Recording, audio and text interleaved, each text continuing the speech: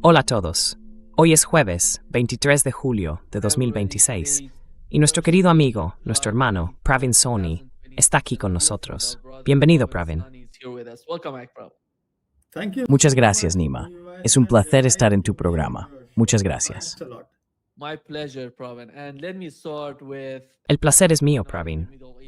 Y déjame empezar por lo que está ocurriendo en Oriente Medio, en Asia Occidental. Lo intento cada vez. No quiero decir Oriente Medio, pero me sale así. Pero Pravin, ¿qué está pasando? El estrecho está cerrado. Bab al-Mandab está entrando en juego. Y Yemen está ejerciendo mucha presión sobre el mercado global debido al asedio a Arabia Saudí, después de 12 años de la enorme presión que Arabia Saudí ha estado ejerciendo sobre el pueblo yemení. Y ahora están contraatacando a Arabia Saudí. Y juntando estas dos cosas, ¿cómo ves la guerra? Porque cuando se produjo el ataque, Arabia Saudí atacó Yemen. Provocaron esta respuesta de Yemen. Y ahora mismo están en una especie de agitación. ¿Hay algún tipo de problema?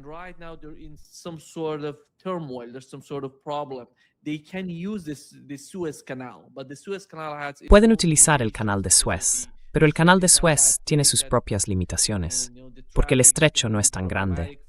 El tráfico va a ser problemático para ellos, y se ve como la situación va creciendo de alguna manera. Donald Trump está atacando Irán en el sur y en el oeste del país. Irán está respondiendo contra Kuwait, y ayer atacaron bases estadounidenses en Jordania. Dijeron que van a retirarse de 2 bases en Arabia Saudí y Jordania por las dificultades a las que se enfrentan. ¿Cómo ve la batalla, tanto militar como económicamente? De alguna manera, ambas cosas se están uniendo. Hay mucho en común, nos están transmitiendo la misma idea. ¿Cuál es su interpretación de todo esto?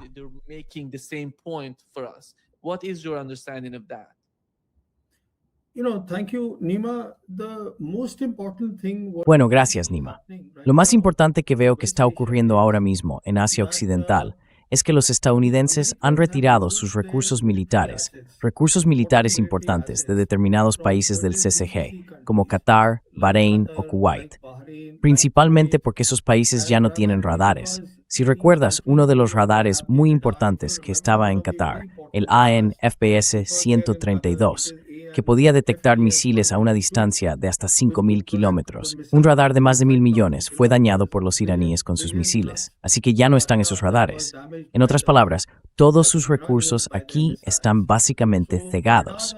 Por eso han trasladado esos recursos, como bien ha señalado, a Jordania.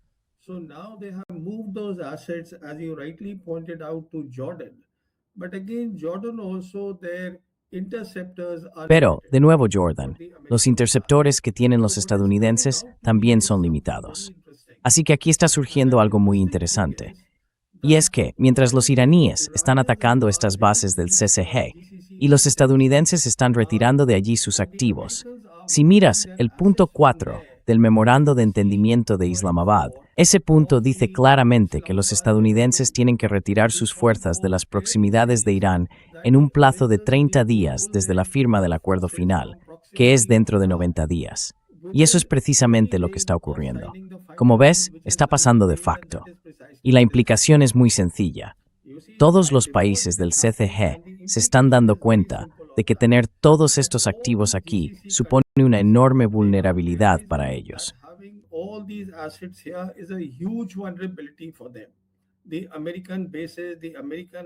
Las bases estadounidenses, los activos estadounidenses, son una enorme vulnerabilidad. Y eso significa que con el estrecho de Hormuz cerrado y con los iraníes decidiendo ahora que todo el transporte marítimo o el limitado transporte marítimo que haya solo pase por su lado. De hecho, hay informes de que han minado la parte omaní.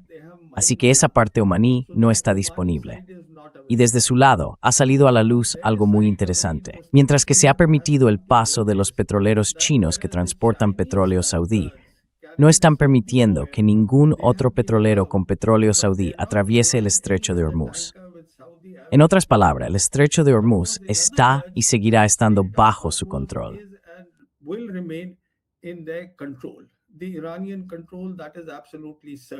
El control iraní, eso es absolutamente seguro. Ahora bien, además de eso, Cuando las bases, ya saben, las bases estadounidenses empiecen a trasladar sus recursos, ¿qué es lo que está ocurriendo? Lo que estamos viendo es que el marco regional del que habló en marzo el ministro de Exteriores iraní, Abbas Araghchi, ese nuevo marco regional de posguerra, parece estar tomando forma, en mi opinión. Y esto es muy importante, porque todos estos países del Consejo de Cooperación del Golfo se estarán preguntando por qué exactamente deberían vender su petróleo y su gas en dólares, cuando los iraníes les están pidiendo que lo vendan en yuanes. Los iraníes han hecho esto, según dice el informe.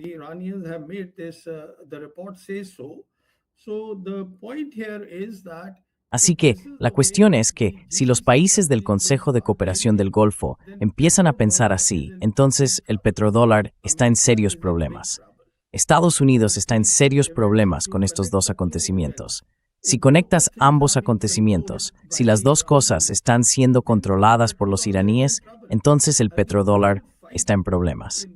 Y toda la lucha, en mi opinión, que empezó el 8 de julio, una vez más, cuando reinició la guerra después de haber firmado él mismo el memorando de entendimiento. El propio presidente Trump firmó el memorando de entendimiento. Toda la idea giraba en torno a los petrodólares, que no puede irse porque están en juego los petrodólares. Así que, en lo que respecta a Irán, desde su perspectiva, esto es exactamente lo que está ocurriendo.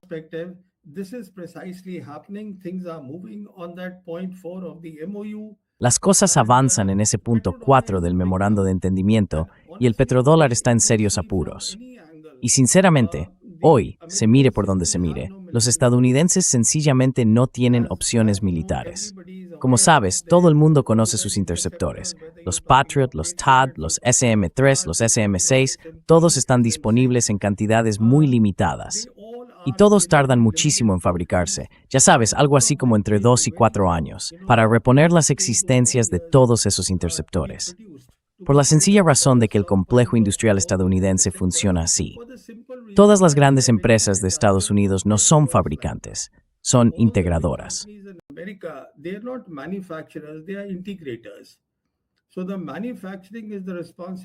Así que la fabricación es responsabilidad de las empresas de segundo y tercer nivel. Son estas empresas las que primero necesitan el dinero antes de poner en marcha la línea de producción. Después también tienen que conseguir existencias. Y en lo que respecta al control de todos estos sistemas, China lo controla. China controla las tierras raras. Así que el punto aquí es que el presidente Trump puede hacer muy poco, salvo lanzar amenazas, lo cual básicamente muestra su exasperación, muestra su impotencia. Al mismo tiempo, no puede abandonar el escenario. El escenario se está configurando hoy según las exigencias iraníes. Así es como veo la situación. Y como ve, el tiempo juega a favor de Irán.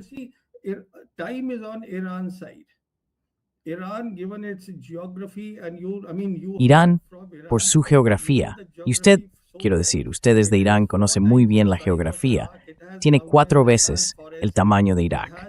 Tiene montañas, tiene bosques, tiene medios disponibles para traer material desde Rusia, tiene acceso al mar Caspio y también desde China, con esta conexión ferroviaria que empezó a funcionar en mayo.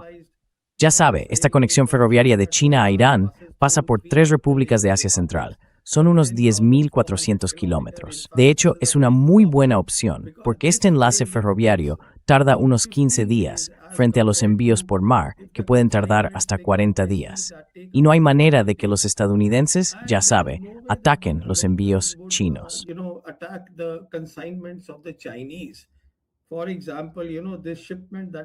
Por ejemplo, ya sabes, este envío que ha llegado de Irán, hablaba de los petroleros, los estadounidenses no lo van a tocar. El mundo es multipolar. También tenemos que entender esa parte. Así que, desde la perspectiva iraní, lo que veo es que el tiempo juega a su favor. Estados Unidos tiene un problema. Estados Unidos tiene un problema enorme. En primer lugar, todo lo que el presidente Trump quería hacer en su estrategia de seguridad nacional. Ya sabes, el hemisferio occidental como máxima prioridad. Todo eso se ha acabado. Luego está la gran cuestión de los petrodólares, y todo el imperio estadounidense se sostiene sobre los petrodólares. Si Estados Unidos deja de ser la moneda del mundo, no hay manera de que puedan siquiera sostener sus 780 bases militares repartidas por 80 países del mundo.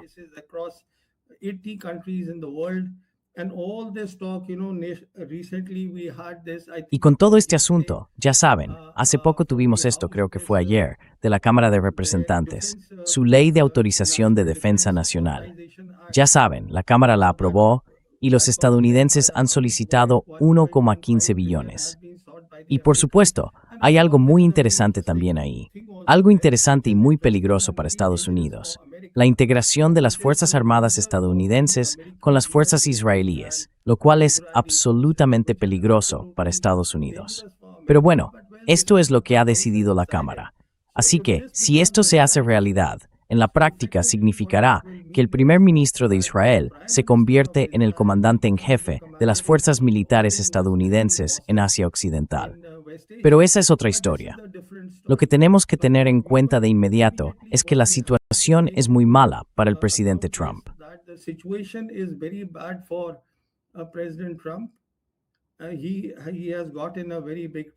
Se ha metido en un problema muy serio. Y en lo que respecta a Irán, Irán no tiene ningún motivo para ceder en absoluto respecto al memorando de entendimiento, porque hubo informaciones de que los estadounidenses querían introducir algunos cambios en ese memorando. Los iraníes no aceptarán eso, porque para Irán, como usted sabe muy bien, esto es una amenaza existencial. Así que Irán querría que esto terminara de una vez por todas. Irán no querría que esto se prolongase y que volvieran después. Las dos fuerzas se fusionan, suponiendo que se fusionen, suponiendo que el Senado dé su visto bueno, el ejército estadounidense y las fuerzas de defensa de Israel. No quieren que el problema vuelva a surgir dentro de 1 o 2 años.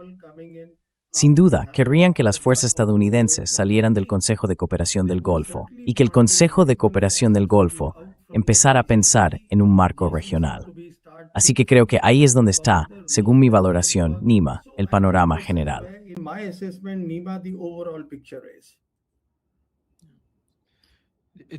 ¿Ve a Pakistán implicándose en lo que está ocurriendo entre Yemen y Arabia Saudí?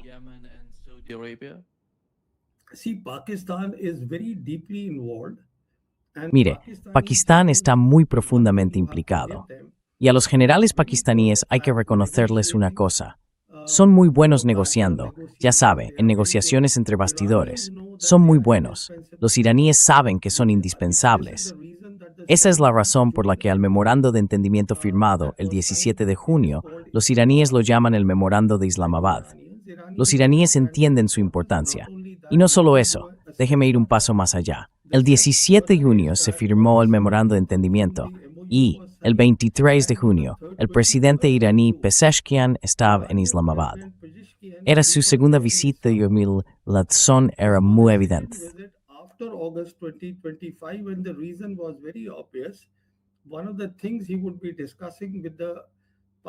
Una de las cosas que hablaría con los dirigentes pakistaníes, especialmente con la cúpula militar, es que hace falta un marco islámico en Asia Occidental como parte del marco regional que sustituya al marco estadounidense. Y ahí Pakistán se convierte en un país muy importante porque tiene ciertos atributos que ningún otro país posee. Por ejemplo, no tiene relaciones diplomáticas con Israel. Es el único país musulmán con armas nucleares. Su capacidad convencional es creíble, está demostrada. Además, mantiene buenas relaciones con las 3 grandes potencias del mundo multipolar. Y esta es la razón por la que recientemente, incluso el ministro del Interior iraní estuvo allí, en Islamabad, y se reunió, pasó allí creo, 2 o 3 días.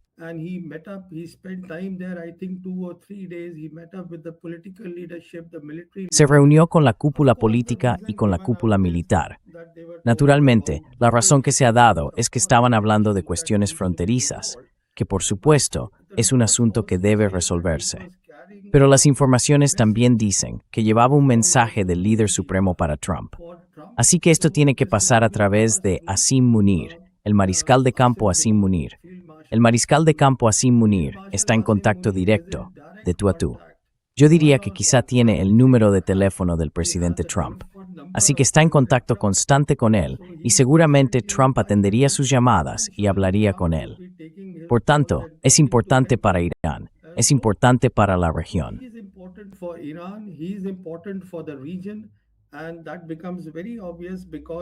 Y eso se hace muy evidente porque el 8 de julio, cuando Trump reinició la guerra, el 14 y el 15 de julio, el mariscal de campo Asim Munir fue a Turquía. Allí fue recibido personalmente por el presidente turco Erdogan. Por supuesto, tienen relaciones militares, tienen proyectos militares conjuntos, pero la cuestión clave, en mi opinión, sería la seguridad regional, hablar de eso. Así que los saudíes también lo entienden. Y no logro entender por qué los saudíes hicieron lo que hicieron. Quiero decir, los saudíes. Pero sinceramente, si me pregunta, no considero que ninguno de estos países del CCG sea muy inteligente, por la sencilla razón de que no parecen entender sus limitaciones.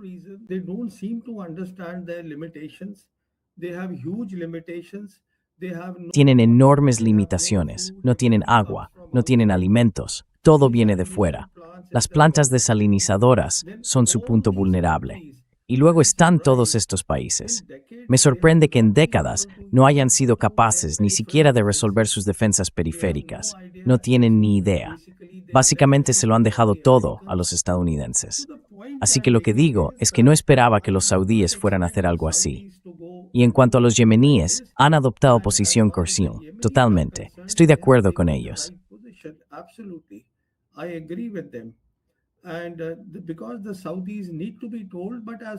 ¿Y por qué hay que decírselo a los saudíes? Pero en lo que respecta a Pakistán, Pakistán en apariencia les está diciendo a los yemeníes que ya sabe, están del lado de los saudíes.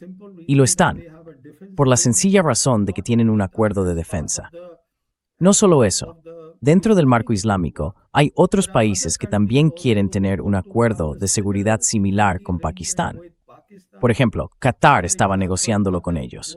Ahora Kuwait está negociándolo con ellos. Así que lo que quiero decir, Nima, es que en lo que respecta a Pakistán, es indispensable para todos los cambios que están ocurriendo en Asia Occidental, y especialmente el mariscal de campo Asim Munir. Es una persona con la que todo el mundo habla en la región.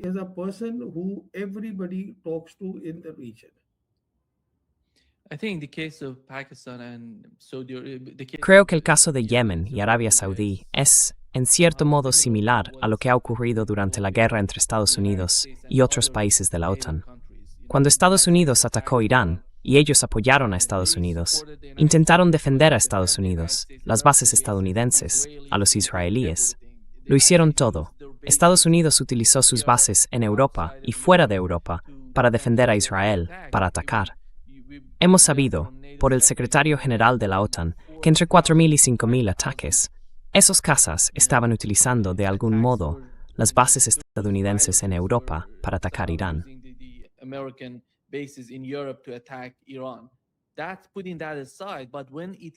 Eso es dejar eso aparte. Pero cuando se trató del estrecho de Hormuz, del ataque a Irán y de reabrir el estrecho de Hormuz, dijeron, no vamos a llegar tan lejos, no vamos a formar parte de esa operación. Este es también el momento de Pakistán, porque existe un pacto de defensa entre, ya sabes, Pakistán y Arabia Saudí. Pero todo gira en torno al asedio de Yemen durante 12 años. Es decir, Arabia Saudí lleva muchísimo tiempo atacando Yemen, y ellos están respondiendo.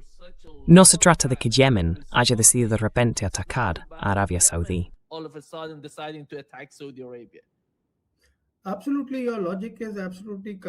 Absolutamente. Su lógica es totalmente correcta. Si se ve así, y así es como debe verse, tiene todo el sentido. Así que volviendo a Yemen, quiero decir que los yemeníes pueden hacer mucho más. Tienen mucha capacidad. Dejémoslo muy claro.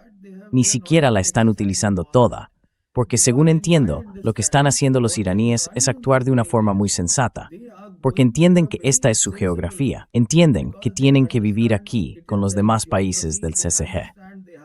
Así que su enfoque, por lo que respecta a ellos, es reaccionar a lo que hacen los estadounidenses con una estrategia de respuesta equivalente, pero no están llevando a cabo ninguna ofensiva propia.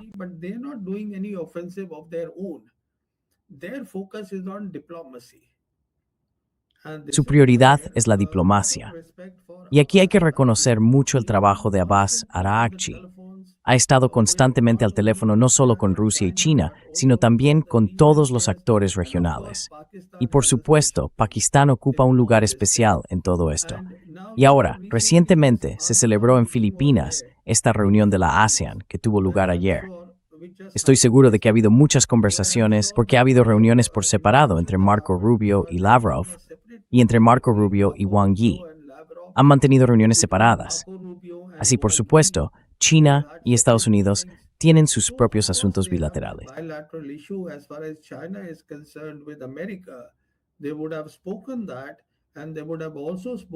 Habrían hablado de eso y también de la próxima visita de Xi Jinping a Estados Unidos, que supongo será en septiembre.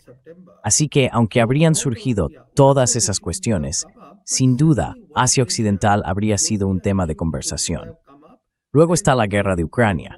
Quiero decir, todas estas cuestiones están vinculadas de alguna manera. Y de hecho, si hay que creer los informes, en la conversación entre Lavrov y Marco Rubio, entre las delegaciones, Marco Rubio parece entender que sí, los estadounidenses necesitan reevaluar el tipo de apoyo que están dando a Ucrania, en esencia a la OTAN, en la guerra contra Rusia, porque Rusia ha convertido ahora sus operaciones militares especiales en operaciones.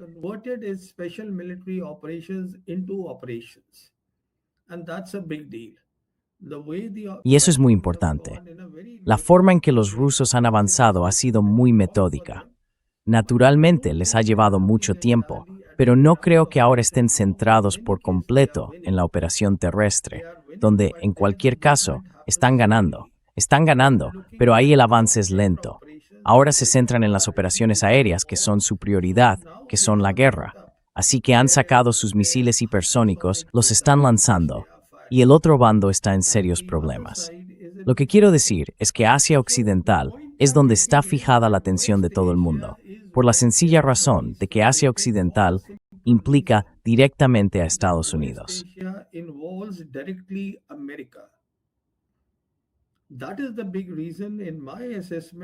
Esa es la gran razón, en mi opinión. Y todo este discurso de que esta no es la guerra de Estados Unidos. Estados Unidos puede irse.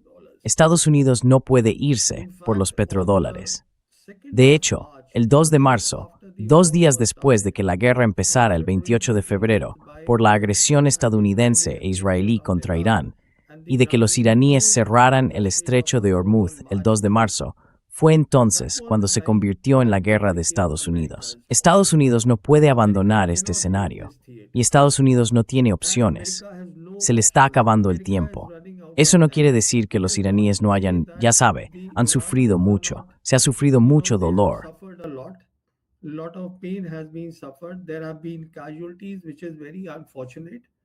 Ha habido víctimas, lo cual es muy lamentable. Pero los iraníes se han levantado. Eso demuestra la determinación del pueblo. Por eso siempre les digo, incluso a mis colegas del instituto, que cuando miras a tu adversario, lo primero que debes analizar es de dónde viene. ¿Cuál es su civilización? ¿Cómo te evalúa? ¿Te ve como una amenaza existencial? Así que primero, tienes que conocer a tu adversario o a tu enemigo. Ese es el elemento más importante, porque para Estados Unidos esta no es una guerra existencial, pero están atrapados aquí de una manera muy grave, porque afecta a su imperio.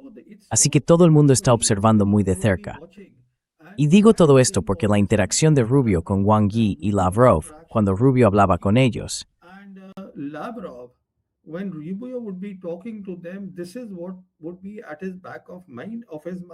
esto es lo que tendría en el fondo de la cabeza, porque los estadounidenses se han dado cuenta de la locura en la que se han metido. Lo que pasa es que no están dispuestos a admitirlo públicamente. Quiero decir, Irán ha hecho algo que el mundo nunca pensó que haría, pero lo ha hecho. De hecho, estaba escuchando, leí la transcripción de la entrevista de Arakchi, en la que habló de que había ido a los países del CCG y de lo que le dijeron antes de que empezara la guerra. Y la forma en que no solo han llevado a cabo es increíble, Nima. La estrategia militar de Irán, que yo llamo una estrategia militar de 8 frentes.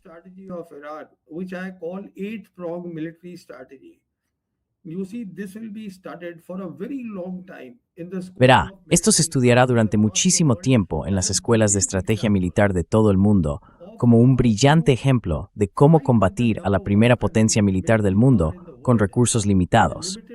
Quiero decir, ¿cuál es el PIB de Irán? 300.000 millones. 300.000 millones frente a 32 billones. Esa es la comparación. Entonces, ¿cómo se lucha con menos? ¿Cómo se lucha teniendo en cuenta la geografía? Eso es muy importante, y hay que tener voluntad de luchar. Y fíjese, he oído a muchos de estos analistas estadounidenses. No dejan de comparar esta guerra con la guerra de Estados Unidos en Vietnam, con la guerra de Estados Unidos en Afganistán. Pero hay dos grandes diferencias. La principal es que a diferencia de aquellas guerras, en esta guerra Irán ha librado una guerra convencional.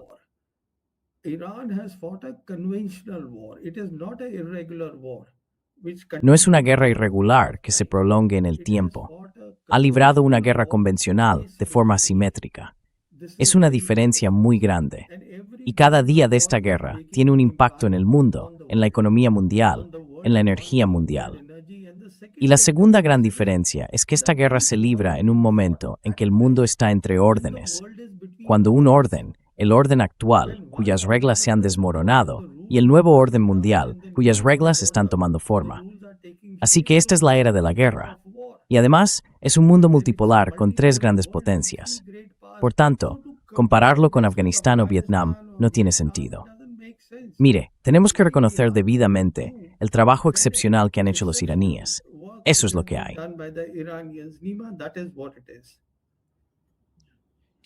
¿Puede Estados Unidos permitirse perder su predominio en Asia Occidental?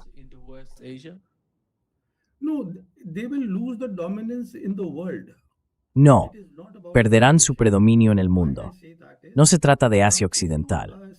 Y digo esto porque si ahora miran su estrategia de seguridad nacional, cuando el presidente Trump llegó al cargo, quería ser el presidente de la paz. Ese es el legado que quería dejar, y está escrito ahí en la estrategia de seguridad nacional. Y lo primero que querían hacer era centrarse en el hemisferio occidental.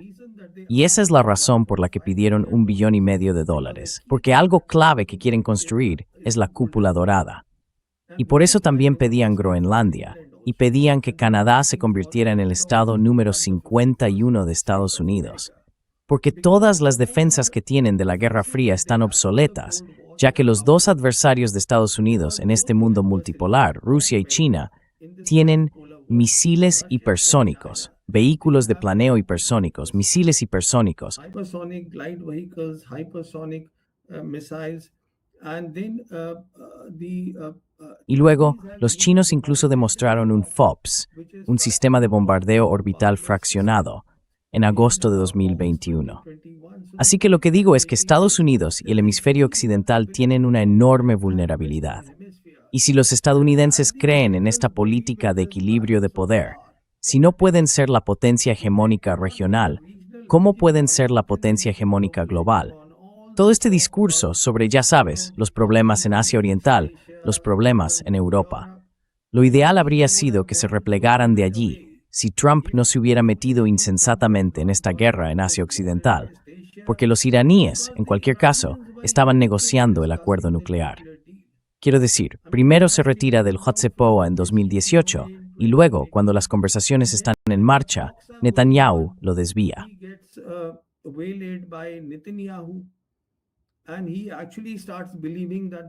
Y de hecho, empieza a creer que esto puede hacerse sin ni siquiera recibir una valoración de la guerra o de la amenaza por parte de su propio mando central. Así que hoy, la situación es que tiene que llegar a compromisos tanto en el escenario europeo como en lo que respecta a Asia Oriental. No creo que ni siquiera los estadounidenses entiendan cuál es el problema allí, porque no entienden lo que China está intentando hacer. China no está jugando a las esferas de influencia ni a la política del equilibrio de poder. China está haciendo algo completamente distinto.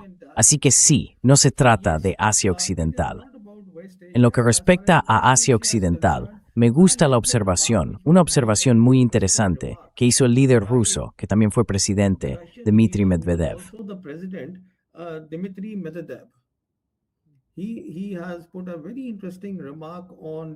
Ha hecho un comentario muy interesante en Twitter, X como lo llamamos, donde ha hablado del RIC. Y habla del RIC como Rusia, Irán y China, en vez de Rusia, India y China. Así que, En mi opinión, lo que ocurrirá cuando termine la guerra, porque algún día tiene que terminar, es que Irán será la potencia dominante en Asia Occidental. E Irán podrá configurar, pese a todos los altibajos, un marco regional en el que Pakistán desempeñará un papel muy importante. Y esto será un ejemplo, una prueba de cómo será el nuevo orden mundial. Después de eso, veo que bajo el RIC, estos tres países, Rusia, Irán y China, serán la voz colectiva del sur global. Así que Irán tiene un futuro muy prometedor, pese a todos los reveses y a las décadas de sanciones que ha sufrido. Así es como veo que se desarrollarán las cosas. This is the way I see the things unfolding, Nima. Problem, the MOU, the so-called MOU is not El memorando de entendimiento, el llamado MOU, ya no existe. Y ambas partes ven que este comercio está totalmente cerrado ahora mismo. Y la nueva realidad es el caso de Yemen. Yemen, el momento en que Yemen está haciendo esto es muy importante porque este comercio está totalmente cerrado y van a poder ejercer una enorme presión sobre la economía de Arabia Saudí, obligándola a levantar el asedio sobre Yemen. Esto es muy importante para ellos. Y no veo ningún... Supongamos que finalmente, porque la guerra está empeorando en cuanto a los objetivos. Están alcanzando las centrales eléctricas, están alcanzando las plantas desalinizadoras y se están produciendo bajas para Estados Unidos.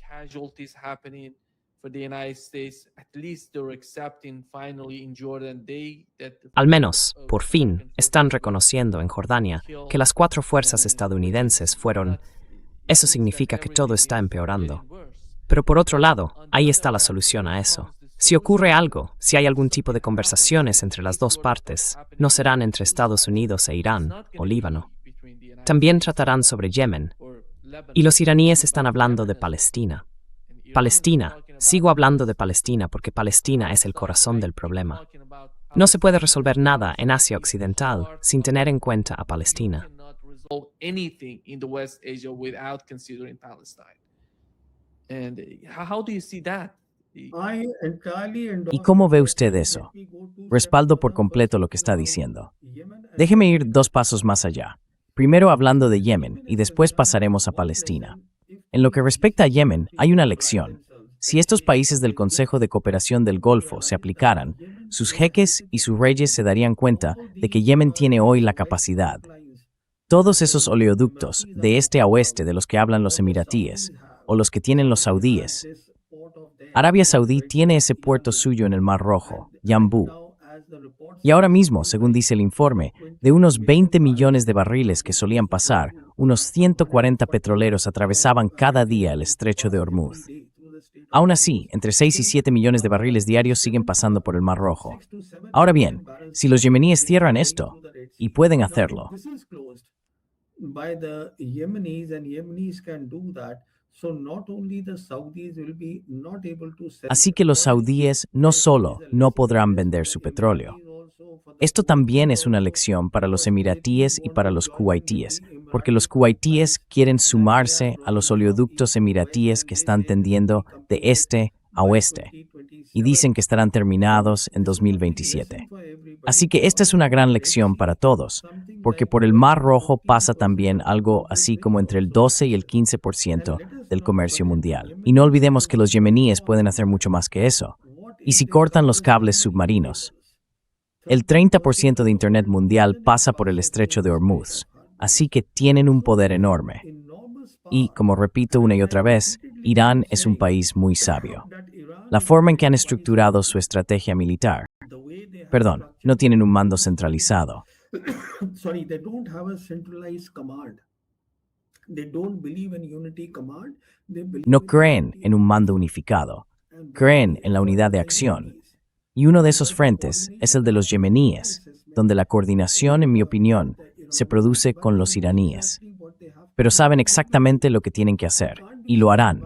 No se les puede detener porque Estados Unidos o el presidente Trump digan, podemos darles una lección. Todo eso carece de sentido. En cuanto a la cuestión palestina, mira Nima, estoy totalmente de acuerdo contigo. Está en el centro de este problema en Asia Occidental. Las cosas no se resolverán, y precisamente por eso los dirigentes iraníes han estado hablando de ello. En mi opinión, lo que están contemplando es que si el memorando de entendimiento finalmente culmina en el acuerdo definitivo, entonces se abordará la cuestión de Hamas, Gaza y Palestina. And the Palestine question will be taken up. And this is the reason when if you Y esta es la razón por la que, si recuerdan, el 1 de julio, lo que ocurrió fue que la embajada estadounidense en Israel, cuyo traslado a Jerusalén Este anunció el presidente Trump en 2018. Los estadounidenses hicieron, de hecho, un acuerdo de tierras con los israelíes y se consiguió terreno en Jerusalén para construir allí la embajada estadounidense. Y forma parte de este acuerdo que la actual ley de autorización de la defensa nacional, si sale adelante en el Senado, si eso ocurre, sería desafortunado, porque en mi opinión, entonces el primer ministro de Israel se convierte en el comandante en jefe de las fuerzas estadounidenses. Verán, el mando central está bajo el comandante en jefe, que es el presidente de Estados Unidos. the central command is under the commander in chief, which is the president of America. If that comes under the Israel, Si eso depende del primer ministro israelí, entonces todo esto lo está preparando, en mi opinión, porque puede prever lo que viene. Y lo que viene es que el presidente del Parlamento iraní, Ghalibaf, cuando se firmó este acuerdo, el 1 de julio, se informó de que iba a viajar a China. Una de las cuestiones de las que habría hablado en China es la cuestión palestina, porque los chinos han apoyado abiertamente esto. No solo eso, también recordamos que, en 2024, reunieron en Pekín a las 14 facciones palestinas, incluidas Fatah y Hamas. Así que hoy, en el mundo multipolar, la cuestión de Palestina puede resolverse. Es una realidad, algo que no era posible cuando el mundo era unipolar, que no era posible cuando el mundo era bipolar. unipolar, which was not possible when the world was bipolar. Now it is very much polar, and with the Ahora es un mundo claramente multipolar, y con el declive del poder de Estados Unidos puede seguir poniendo todos estos obstáculos. Obstáculos como ampliar nuestra embajada allí, en Jerusalén, como si las fuerzas estuvieran bajo el mando del primer ministro israelí. Ahora, otra cosa que ha planteado es que si los saudíes firman los acuerdos de Abraham, les daremos un acuerdo nuclear civil. Incluso se está hablando de eso ahora. Quiero decir, por supuesto, no va a ninguna parte. No creo que los saudíes vayan a aceptar esto. Pero Trump está intentando de todo para ver cómo los israelíes pueden mantenerse y cómo se puede reforzar aún más su poder aquí. Pero estoy de acuerdo, Nima, en que la cuestión palestina es la cuestión clave. Y tengo muchas esperanzas de que esto acabe resolviéndose. Ya no será un sueño. actually, it will not be a dream any longer. Yeah, if that happens, that could Sí. be- Si eso ocurre, podría ser, ya sabes, simplemente... Creo que es muy importante para esa gente de Gaza y de Cisjordania. Han sufrido muchísimo. Y es increíble. A día de hoy se siguen viendo los ataques allí, las fotos y... happening there and some, the photos but the problem Yeah, sorry, Nima. Pero sí, perdona, Nima. Déjame añadir algo aquí. Otra cosa que está haciendo este hombre Netanyahu es que ha empezado los asentamientos en Cisjordania.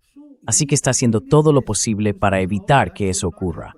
Porque, si ocurre, su fantasía de ese gran Israel se acaba. Se acaba. Entonces quedará reducido a algo pequeño, ya sabes. Por supuesto, seguirá siendo una nación relevante en Asia Occidental, pero no formará parte del marco regional. Sí, perdona, te he interrumpido. Will not be part of the regional framework. Yeah, sorry, I interrupted you. yeah but the problem for Israel Pero el problema para Israel no es solo Palestina y el Líbano. Es Siria. Es todo. Ayer, el ministro de la diáspora preguntó por Israel y Turquía. Es inevitable. it's the confrontation between Israel and Turkey is inevitable. It means that they're going to fight each other. And Significa que van a luchar entre ellos. Y Estados Unidos tiene que tomar una decisión. Van a apoyar a Israel hasta el final. Eso significa que van a enfrentarse a todos y cada uno en Asia Occidental, porque incluso esos países del Consejo de Cooperación del Golfo, que forman parte de lo que ya sabe llaman los aliados de Estados Unidos en Asia Occidental, no están de acuerdo con Estados Unidos en firmar. No están normalizando las relaciones con Israel como lo hacían antes del 7 de octubre. Sabemos cómo era aquello. La normalización entre Arabia Saudí, incluso Turquía estaba en aquellos días normalizando las relaciones con Israel. Esos días se han acabado. Ya no existen. They're gone. Those days are not there anymore. And the United States has a decision to make. Y en mi opinión, Estados Unidos tiene que tomar una decisión sobre hasta dónde va a apoyar a Israel. Porque esa es la receta para guerras interminables para Estados Unidos. ¿Están preparados para eso? Y respecto a China, has mencionado algo muy importante. China simplemente está ahí, observando a Estados Unidos, viendo cómo libra estas pequeñas guerras aquí y allá, en África. Y cuando se trata de Asia Occidental, se ve una gran guerra entre las dos partes, cuyas repercusiones están llegando a la economía mundial. La guerra en Ucrania continúa. La administración Trump no ha hecho nada respecto a Ucrania ahora.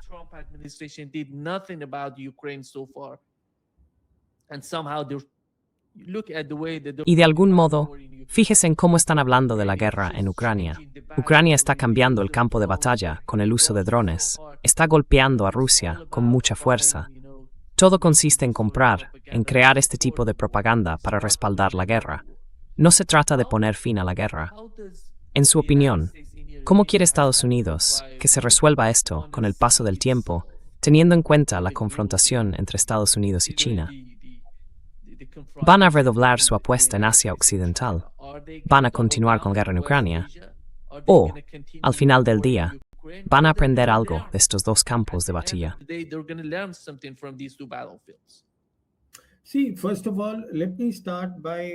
Mire, antes que nada, déjeme empezar por, ha planteado una pregunta muy interesante. Déjeme empezar por Estados Unidos y China, porque Estados Unidos dice que este es su mayor competidor de este siglo. Y por supuesto, se refieren a la inteligencia artificial, se refieren a las tecnologías de la cuarta revolución industrial. Esa es una parte. Ahora, también dicen que, tenemos que limitar o tenemos que contener a China en el Indo-Pacífico. Tenemos que contener a China en el Pacífico Occidental. Esto es lo que dije. Y no solo lo dicen oficialmente, incluso analistas estadounidenses muy respetados hablan de esta manera. Lo que se pasa por alto en todo esto es que China no puede ser contenida.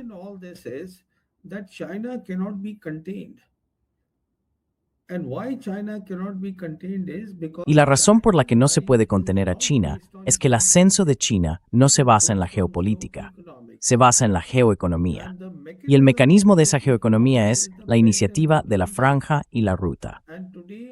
Hoy, de los 193 países del mundo, cerca de 148 se han sumado a la iniciativa de la Franja y la Ruta. Solo en América Latina, de 33 países, 22 han firmado la iniciativa de la Franja y la Ruta. En el continente africano, de 54 países, 52 participan en la IFER. Así que lo que digo es, ¿dónde exactamente se va a contener a China y cómo se va a contener a China? Porque China gira en torno a la iniciativa de la Franja y la Ruta. China está ahí, en Asia Oriental. Hoy China está mucho más presente en la ASEAN.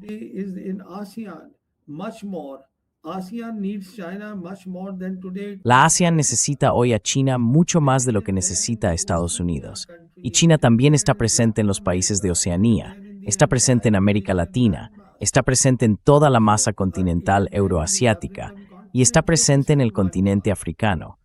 Esa es una parte. En lo que respecta a China, ante todo tienen que tener muy claro contra qué están luchando, a qué se enfrentan. Y todo esto de la inteligencia artificial, ¿por qué los chinos están apostando por la inteligencia artificial de código abierto? Lo hacen porque ahora tienen que hacerlo, tras su 15º plan quinquenal que acaban de iniciar y que es un documento muy interesante. Lo que pretenden es que una vez hayan incorporado la inteligencia artificial a las industrias en China, la llevarán a todos los países de la iniciativa de la Franja y la Ruta.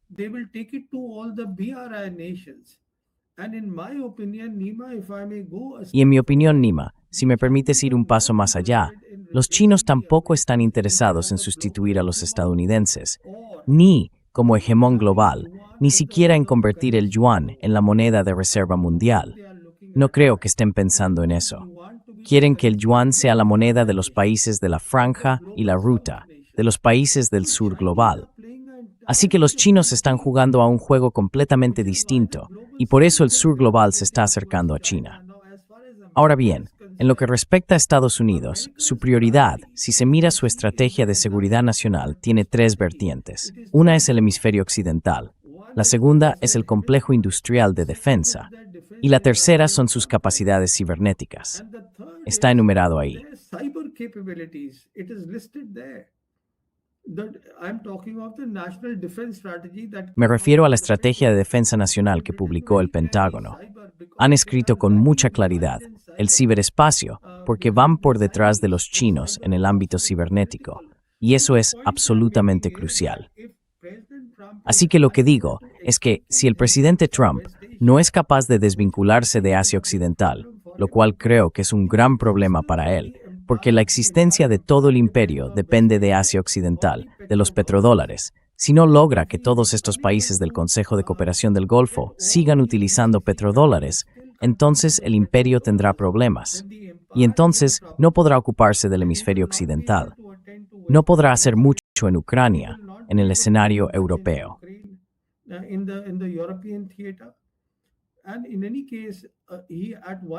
Y en cualquier caso, él, en un momento dado, no tenía ningún interés en el escenario europeo. Quería que la OTAN hiciera todo el trabajo pesado. Sabemos que eso cambió con la reunión del G7 en junio, en París, y después con la cumbre de la OTAN en Ankara. Ahora quieren hacer más, y estoy seguro de que, en la reunión que ha mantenido recientemente con Lavrov al margen de la cumbre de la ASEAN, este asunto habrá salido. Así que Nima, la conclusión es que, en lo que respecta a China, según mi valoración, los estadounidenses no tienen ni idea de a qué se enfrentan. Ese es un punto. Y en cuanto a cuál es el futuro de Estados Unidos, yo veo en Estados Unidos una gran potencia, pero su declive ha comenzado. Un declive rápido.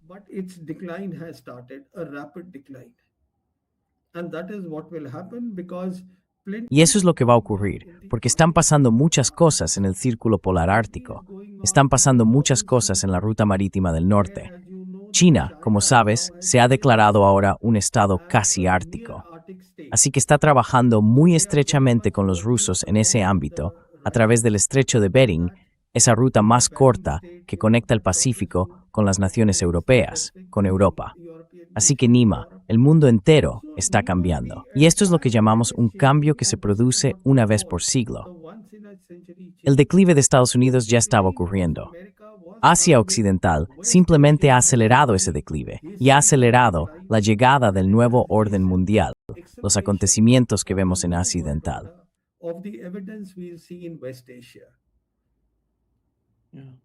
Sí. Buena observación. Gracias. Gracias, Praveen, por acompañarnos hoy. Ha sido un placer, como siempre. Nima, siempre es un placer estar contigo en tu programa. Cuyo. Adiós. Bye-bye.